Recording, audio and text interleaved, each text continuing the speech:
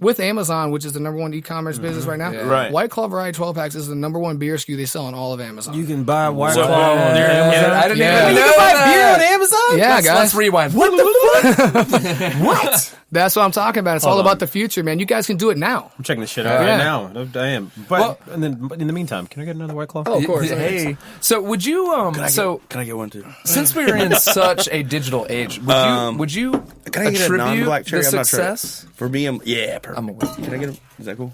You want black cherry? No black cherry. Oh, You you put headphones back on. Black cherry. I've just never been a cherry person. Yeah. So. Like I've never heard. Maybe I'm completely wrong. I'm still relatively young. I'm in my 30s, but I've just never heard of a company just blowing up so quickly and so fast in such a short period of time. And do you think that like since we're in such a digital age, that had something to do with it? Oh, 100%. Yeah. We were already starting to get some of the memes. What was cool about White Claw about a year and a half ago is that, to me, it was kind of like the Twilight effect. It was like Team Edward. Is it Jacob? I've never really seen Ty. I think it's. I embarrassingly am going to say yes. Yeah, it was. right? Yeah, Jacob and absolutely. Edward. It was Jacob. So and people Edward. were picking sides early on. It was either this brand or White Claw, right? Yeah. And it started super accelerating towards White Claw, to the point where like there was these Instagram groups like White Claw Chronicles or White Claw Gang that were just every day putting out content for us. Like we weren't improving it, but they were just putting it out there. So I mean, amazing. I'm looking at And going back to what we were saying, you're like, fuck it. yeah. You're like looking at going it. at your marketing squad, going, "What the fuck are you guys doing? Look at these guys. We don't even pay these guys." And we marketing for us. Yeah, exactly. And I've never seen anything like that before. That's what I'm saying. Like I've never seen that. That's great. Like, There was no one when we beer, were in nothing. Chicago last week where they had like someone had created like a White Claw, like almost like a Capri Sun, and it was for little dudes, and it was like 1% to like start them off early, and like hilarious. I thought it was hilarious, but I'm like, I got to stay far away from that. Right. Yeah. You're like, I do not condone underage drinking. And to my earlier point, like I'm getting tagged on everything, right? Right, So yeah. I had to like change my settings so that like my company knows like I'm Call not for condoning kids. this. Yeah, I'm Right. not, I got no part of this. Okay. This right. Is, this is for kids. Is not okay. Yeah. Not okay. 100% wrong. You're breaking laws. So, but going back to e-commerce, so like, I think 2 years ago, they opened up a plant in Richmond. Amazon did. So basically, the way that the system works now, and Patrick, I think, talked to you guys about how it's a 3-tier system last time he was here. Yep.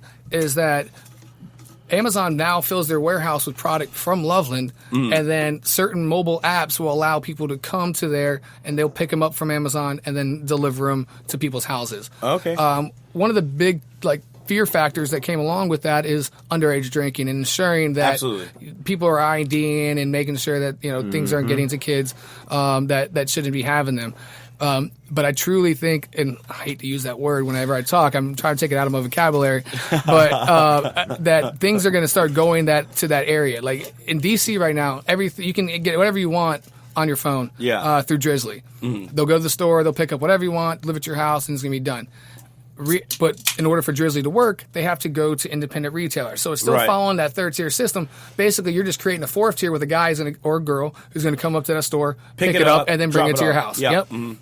And if you're not on that now, I'm telling you, these DC stores are going to end up like they're going to lose. Yeah. You got to be on everything for us is all about what's next. What's next and staying in front of it. So you're the first to market and then you own that category. No, absolutely. And like you said, the first one like you said in Richmond, you're the first one there. Yep. You dominate the force over there, or the market over there. Well, that was more of, like Amazon started kind of listening to us and seeing like what brands they should have in there. And as they saw White Claw, I was like, okay, it's building. Then it became their number one.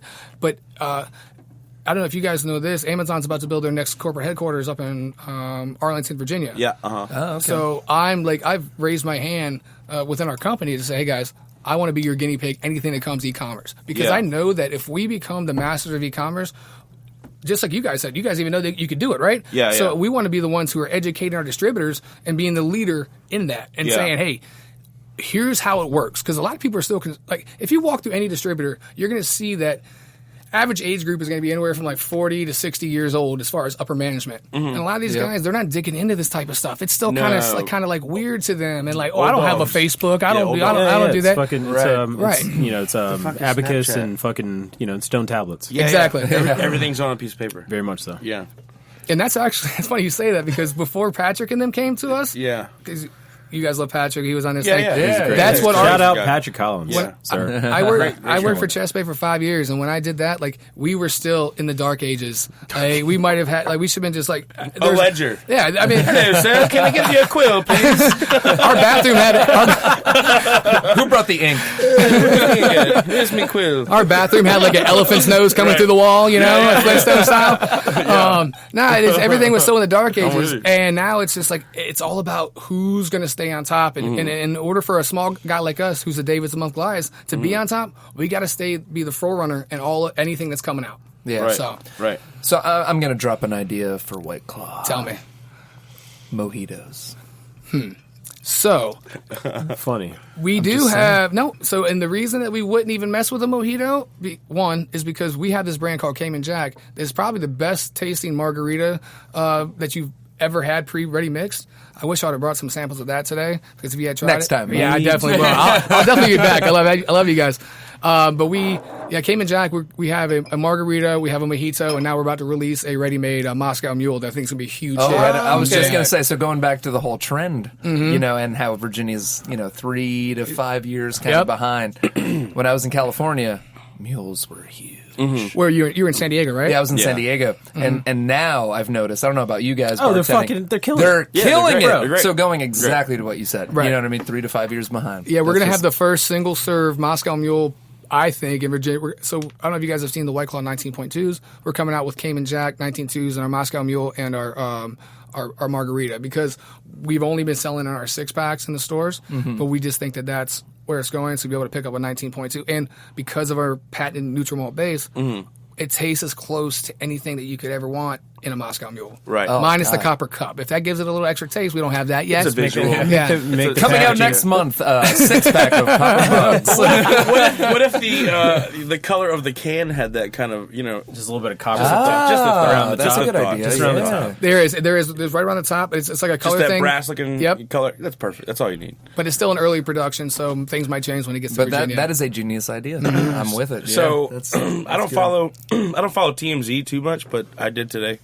So on TMZ, Awesome. this is about September 23rd. Evan logs in. 4 days ago. 4 days ago on TMZ, John Tapper, one of my favorite people in the world, he came out and he said that your flavors suck.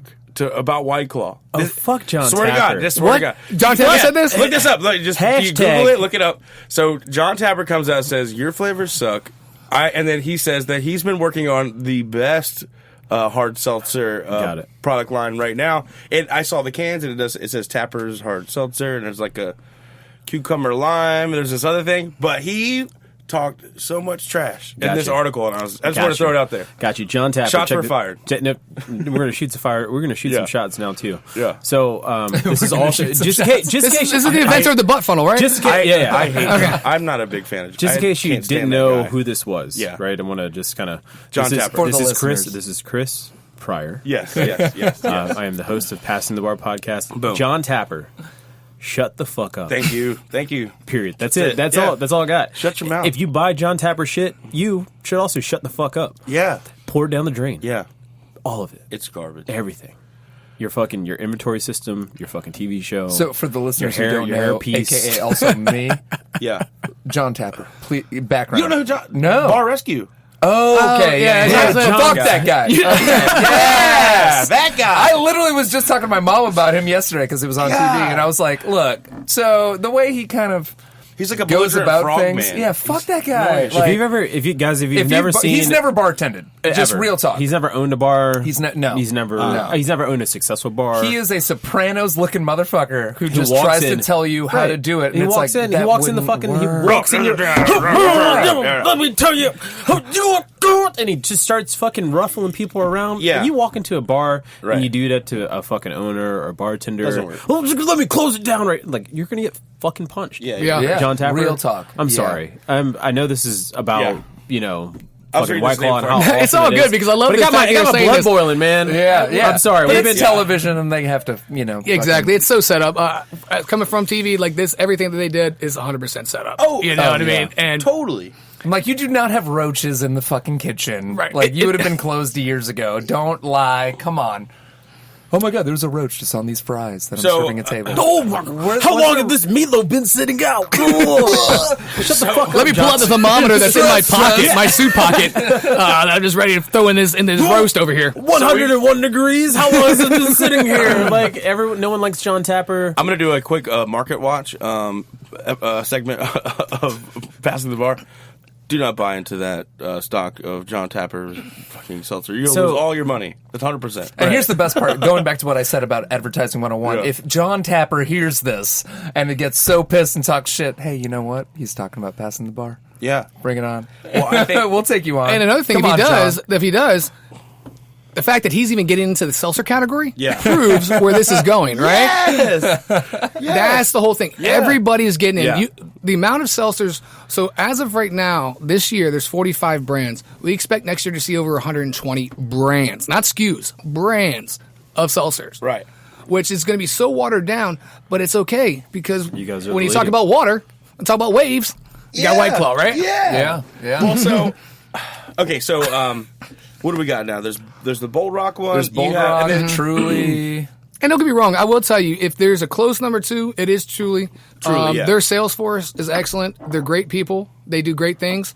I can say nothing bad about those guys whatsoever. But I will say that these ones that are coming out that are just going to be slapping their brands on things, well, I might as well go ahead and say it. White Claw's officially announced we're coming out with a great IPA. What do you guys think, huh?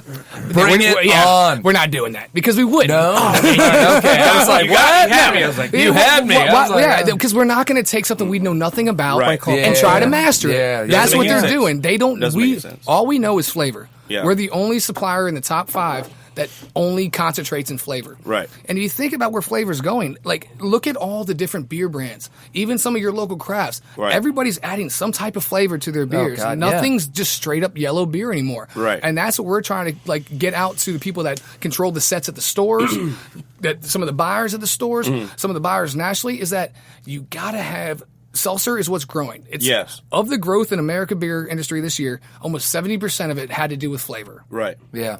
You know, so So buy into what's working. So what it sounds like to me though with this situation, White Claw is White Claw is on top. Right. You're the king. Truly is that like side runner that with all due respect, like you guys go, you are our adversary in a sense, but we respect you.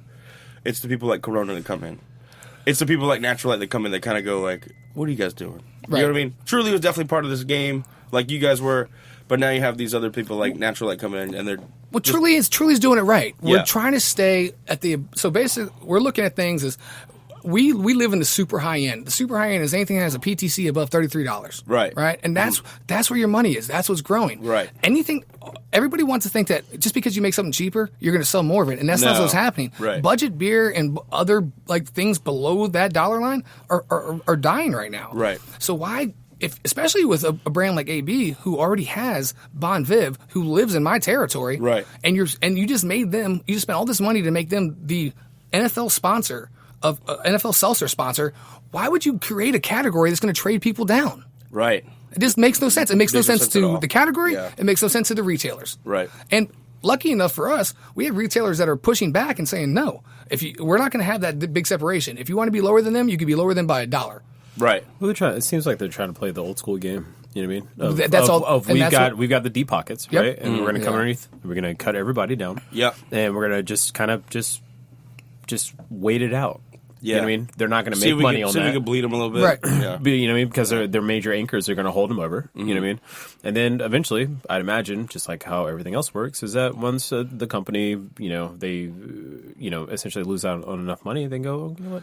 Right. We like that. I'll take it. Thanks. Yeah. You know what I'm saying? Yep. We're just like fucked because that's also not the direction that America's going. You know what I mean? Like Yeah. small business. You know what I mean? Like we like a good story. You know what I mean? Yeah. Like I love we're- the story. and we like love things that are success still stories we like. like Yeah, this. we also like things that are absolutely. still here too, though. Yeah. You know what I mean? Like I don't don't really want to support something that's going. Well, we've read this story Yeah. before with those Yeah. guys. The same thing yeah. happened with us with Mike's Hard Lemonade. Yeah. Mike's Hard Lemonade was the champ when it came to FMBs, right? Yeah. You know, everybody says there's all these jokes like, you know, this is the first time your 6-year-old girlfriend drank is a Mike's Hard Lemonade, Right. But like literally, like they came in with the mantra of the Ritas.